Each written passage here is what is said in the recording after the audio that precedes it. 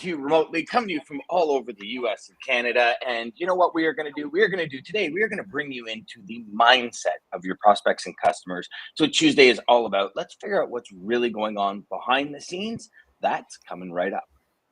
Yeah. Welcome to the HPLS podcast. Live, relevant, and high performance information, conversations, and education weekly.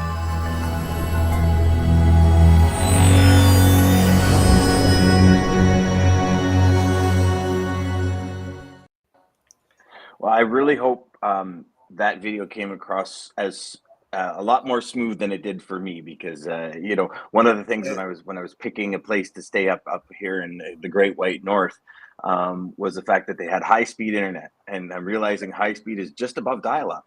But Yeah, they can call anything high speed now. Yeah, as long as it doesn't make that. Well, that's what I was waiting for when I logged on this morning. I was waiting for the. So everybody, welcome to another episode of Sales Chatter.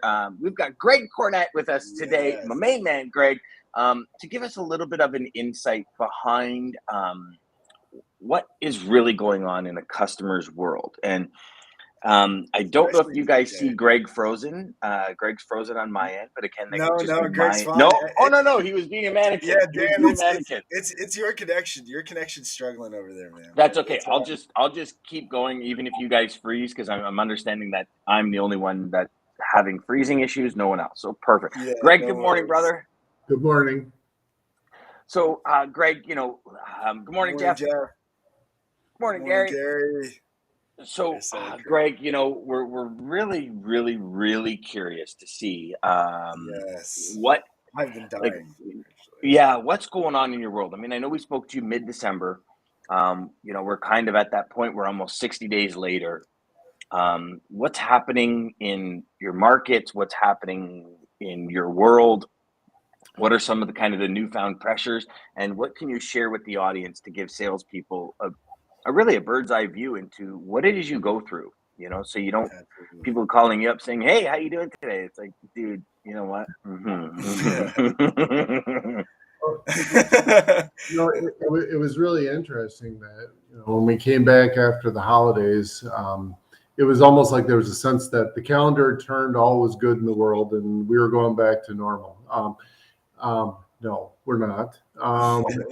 And I would say that things are actually even more challenging now than they were at the end of the year. Oh, geez. So, we're having more issues, I would say, different kinds of delays at the ports. So instead of now, waiting for the vessels to berth, and it's more the vessels are discharging, they're putting the containers into closed areas, and then you go into a waiting, then trying to explain to people that closed areas are kind of like overflow parking at a stadium, and you're putting boxes there to get everybody on their way, but it doesn't mean you're going to be able to get access to them right away.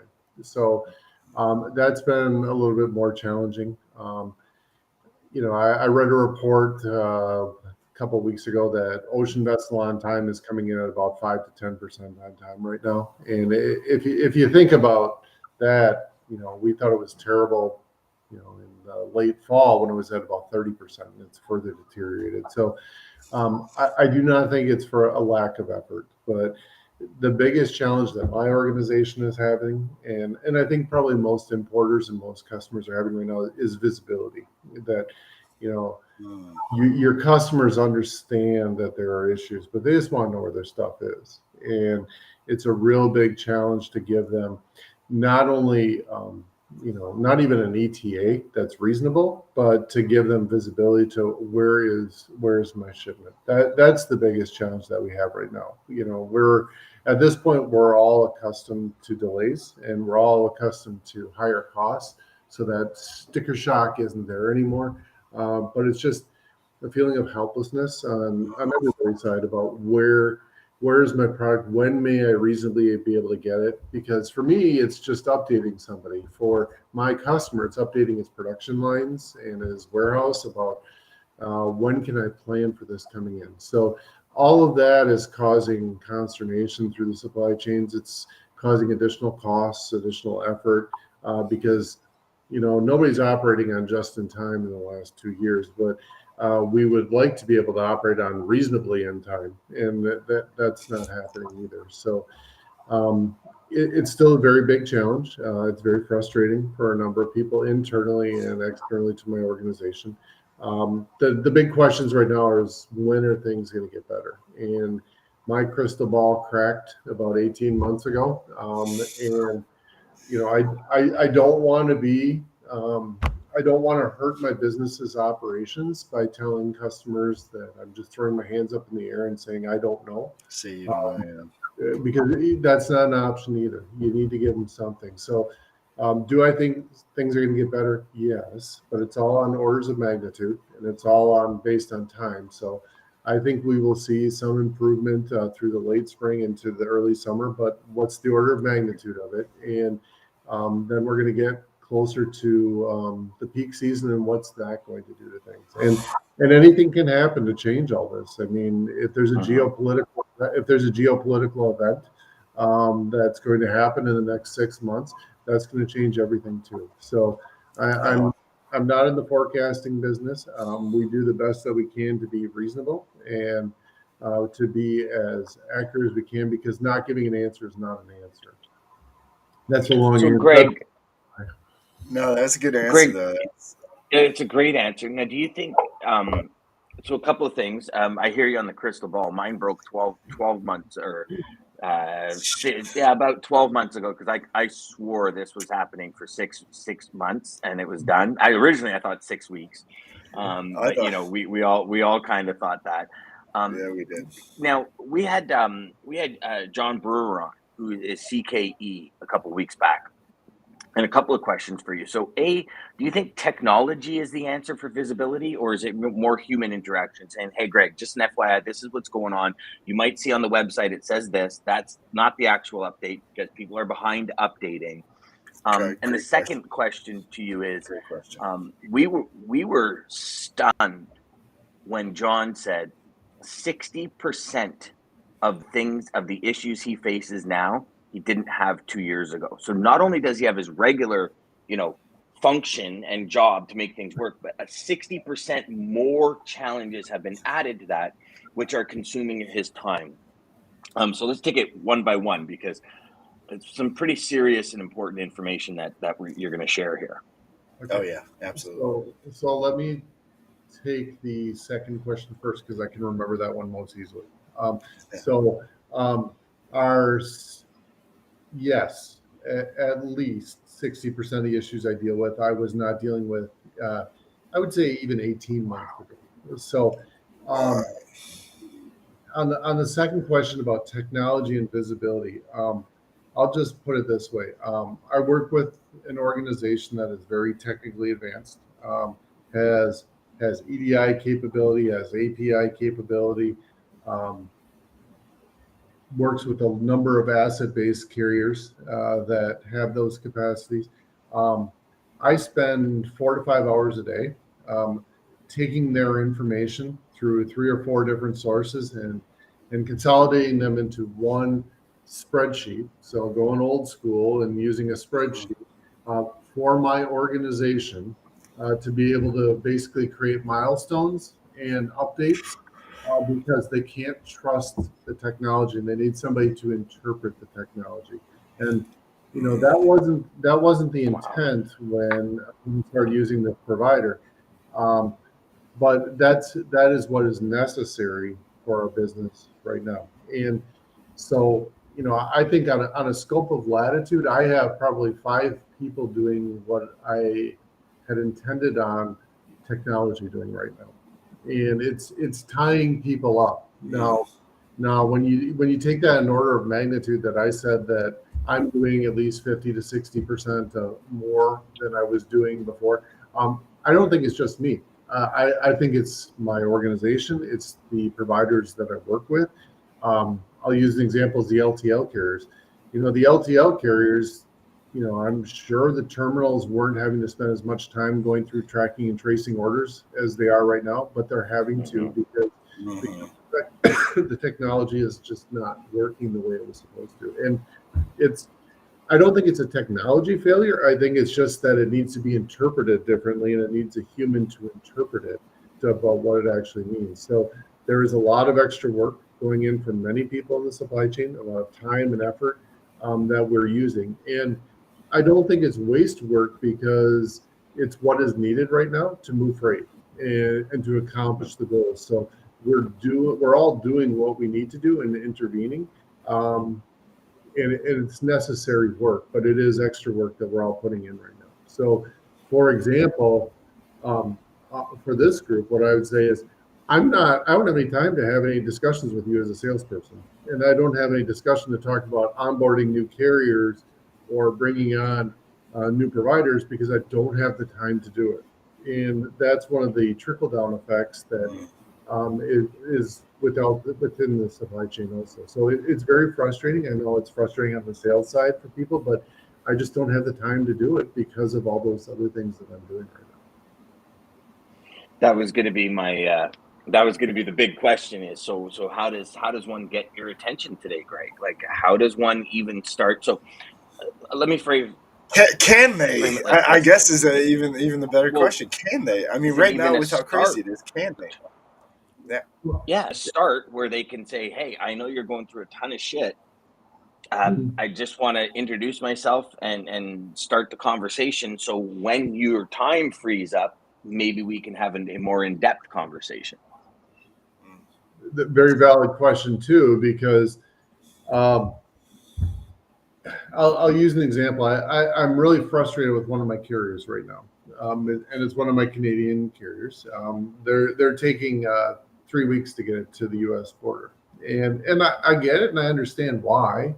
There's problems on the west coast of Canada with, ongoing with floods and mudslides, and there's COVID out there, and there's weather in Canada in general.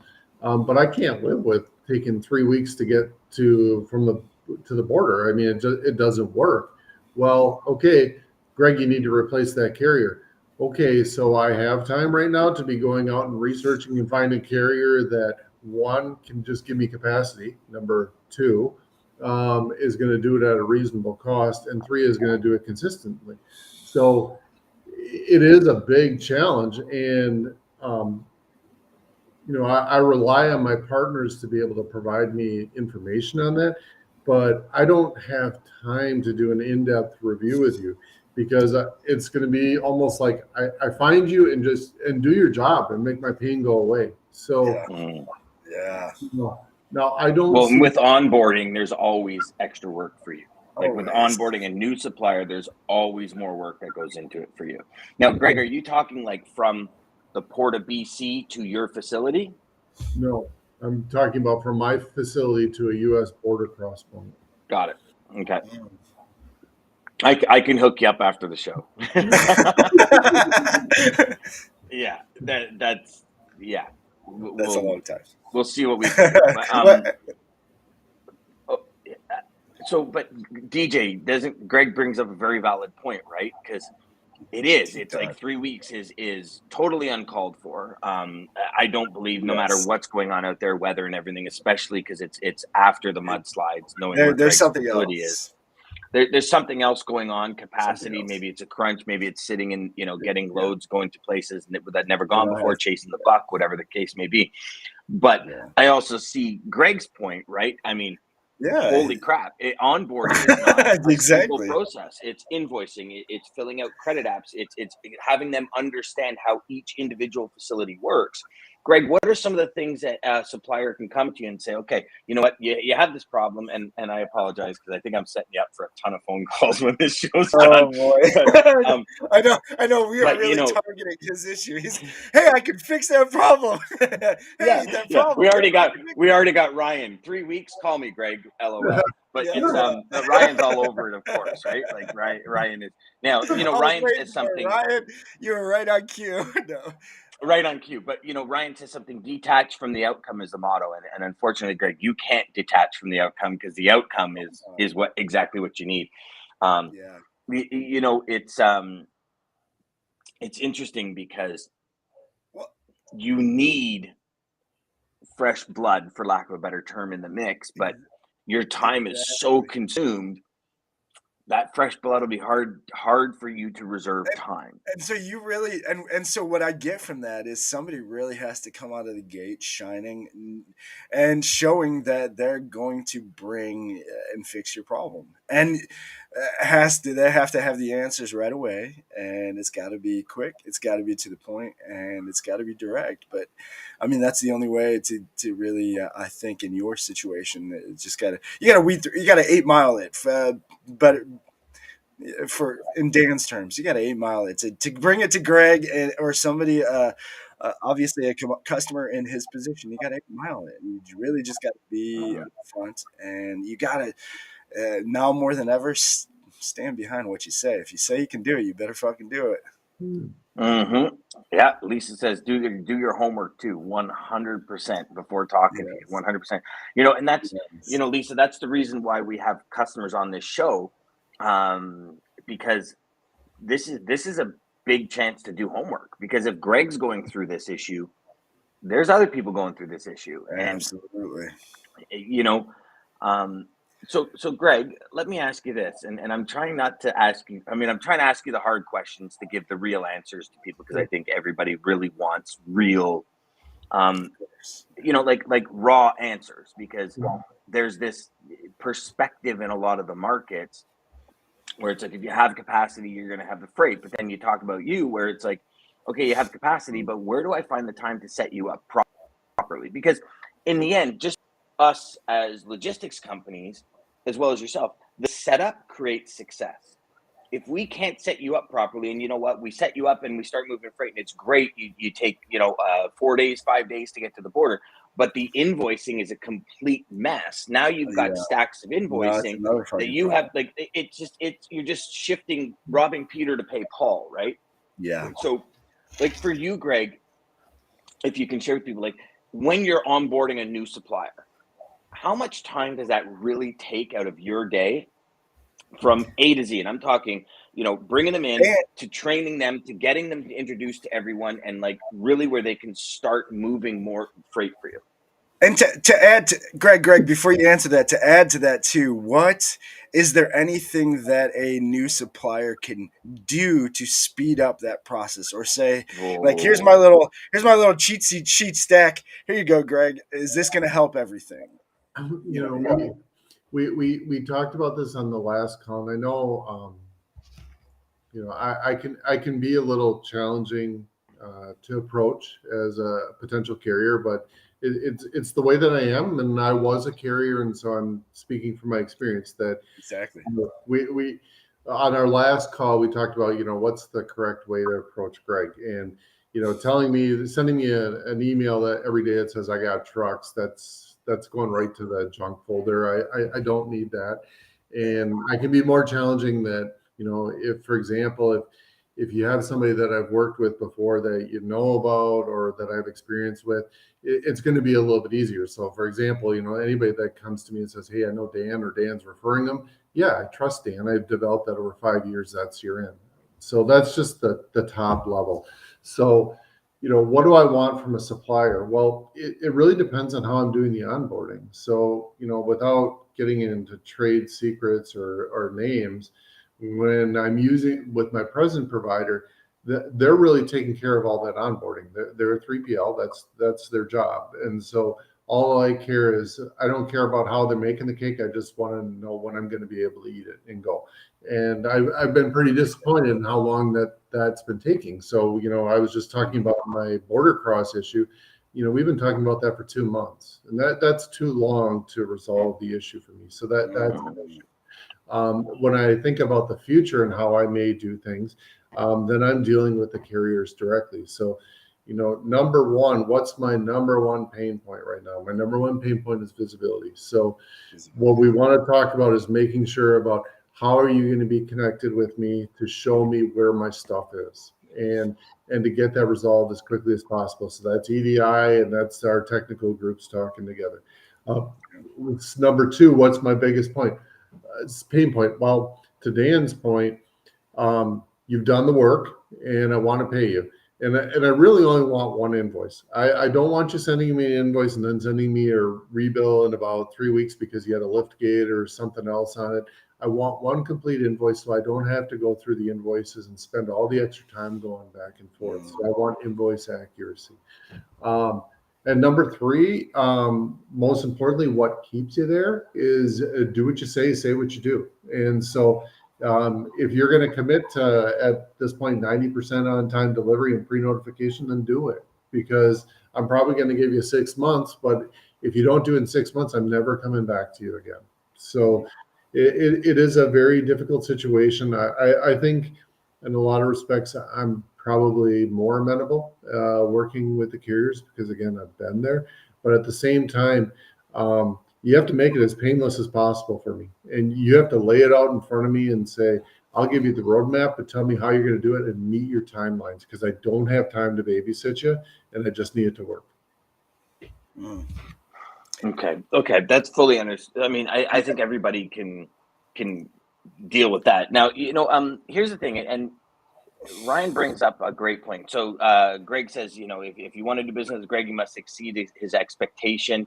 Absolutely. Greg, you and Jeff go way back. So, but Ryan brings up something that I'd like to talk about. He says, we talk about challenges. Agreed. What has gone right for you this year, Greg? Yes. Look at Ryan. The cup's always half full, man. and DJ. Chicklet Young DJ Jedi over here. He's always about the positivity. I got you.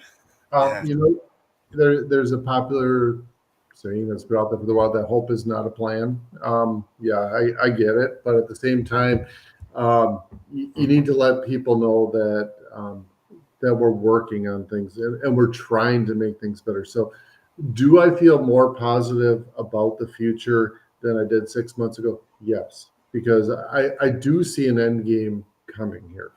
I'm not so sure it's going to be in 2022, but I do feel like the wheels are moving in the right direction. They're not going fast enough for anybody, but I do feel like progress is happening. And I have a number of projects that I'm working in within the organization that I have more traction now than I had in the past. So it's kind of, if we weren't in the situation all gummed up like we have been for the last 24 months, we probably wouldn't be even having the discussions internally. But now, because we are, it's kind of opening the doors to do things that, hey, these are things that I've always wanted to do and are the right things for the organization, and they're going to cost money. But at this time, we're spending a lot of money doing other things.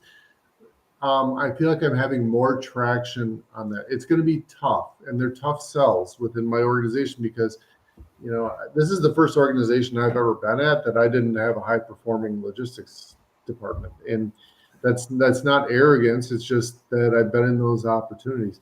But for the last 24 months, I've been feeling like I'm afloat because I'm not saving the company any money. I'm delivering a crummy result to our customers, and it's tough. But I do feel hopeful that what we're going to be doing as an organization the next 12 months is going to make our business stronger when we come out of this. And I do see the industry not ground to a halt at this time, but working progressively towards things. So to Ryan's question about what has gone right for me this year, I would say that there's nothing really going right, at least to the extent that I want to, but it is going in the right direction. And like that. And I am feeling good about that. What? And I'm glad you brought that up, Greg. So some of the changes that obviously you guys are having to do on your end, do you think they're Band-Aid changes? Like, so once this all clears up, do you think they might disappear? Or do you think they're actually helping to kind of maybe this whole event showed us certain things in the supply chain that is like, okay, well, we changed this, and this is actually we should have changed this a long time ago. Is there any situation that happened like that for you guys so far? I'm actually going to add to that, Greg. While you're talking about that, can you please address when COVID hit? Was it Band-Aids, like being reactive to the supply chain, and now you're looking to be proactive? Is it a mental shift and a physical shift in the company? And has the last 2 years really been just, okay, we need to survive. We just need to survive this. So put a Band-Aid on this. And DJ, I think that's a friggin' awesome question, brother. Cause it, you know. Thank you. It is. I'll give one example that I think I can. So, as an organization, when we provide quotes to customers, it's delivered freight. So we're paying all the transportation to them door to door. One in our supply chain spans from Asia to North America. So one big change that we've worked through as an organization is allowing, as an exception, for our customers to route heavyweight air shipments from Asia to North America. And we didn't do it before because we wanted to protect our supplier. We also wanted to protect our purchase price from the supplier versus the sale price. But I'll say my department, we created a process that we would enable a customer to route their own air freight while we would still doing certain things, protect our supplier name, protect our purchase price through different processes. But if our customer was a really big customer and they were able to get a lower air freight price, to give them the ability to do that. So that's an example of a Band-Aid that we had to put in because of COVID, that process is going to hold and it's going to continue through. So we've had a number of those. There's a number of, I always believe simpler is better. And sometimes I think we're going to a level of granularity that just doesn't matter. So, do you really need to know that it left the LTL terminal today, or do you just need to know that it's going to deliver to you sometime tomorrow? So some of those things we're going to have to just, it's a Band-Aid that we're doing right now, and we're going to go back to the technology, but there are a number of other things that we've done that are going to be long-term processes that I think are going to make us a better organization that we've had to evolve based upon the environment. So do you think the last kind of 2 years you've been reactive to markets and now you're switching to a proactive mindset where you're going to set yourself up for the coming, call it, decade? Yeah. That's So great, yeah.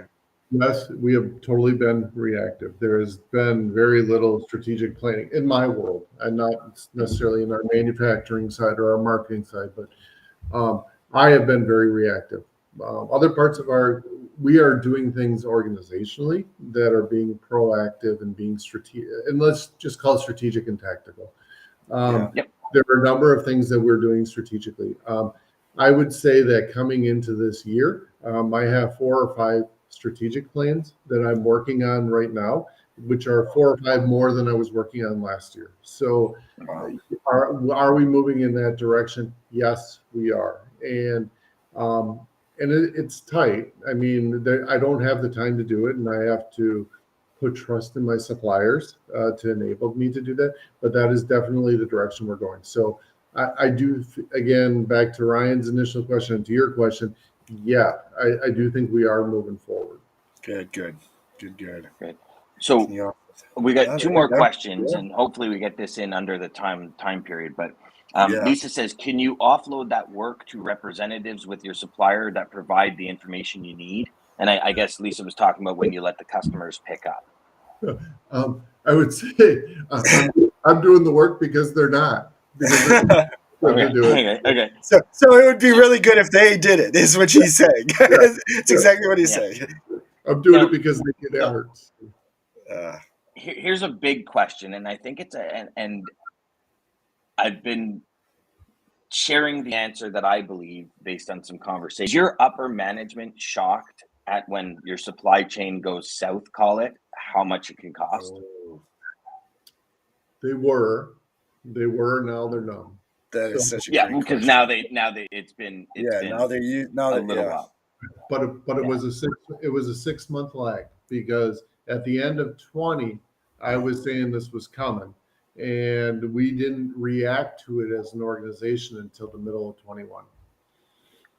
Okay, so again, because you were looking at being proactive, the company was being reactive, kind of stayed steadfast. Now 6 months have gone by, and you're already in.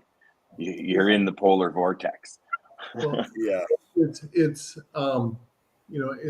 I work with a product that has very low margins, and so you know nobody wanted to react to those customers to say that, hey, our freight costs have tripled until 6 months in, it was very actual, and we just couldn't support it anymore. So I think as an organization, my upper level management did a good job and tried to hold back as long as possible to keep the business afloat. But we definitely, as an organization, took on a lot of extra costs that we hadn't had before. I was sitting speaking. I forget. Oh, buddy of mine is at Sherwin-Williams, and I was asking him. I'm like, listen, your supply chain. I mean, you think of Sherwin-Williams globally. He goes, Dan, you wouldn't believe the cost increase. He goes, we've been out to our customers in the past 12 months 4 times for price increases. He goes, but even more, what we've done is we actually sanitized our customer list. He goes, we got rid of customers that weren't profitable. He goes, Sherwin's number one focus for 2022 is profitability. What's your number one focus for 2022, Greg? Great ending question. I'm going to say stabilization. So it's just do what we say what we do. I use that one again. So, it's like, this is an old term, but I'm old.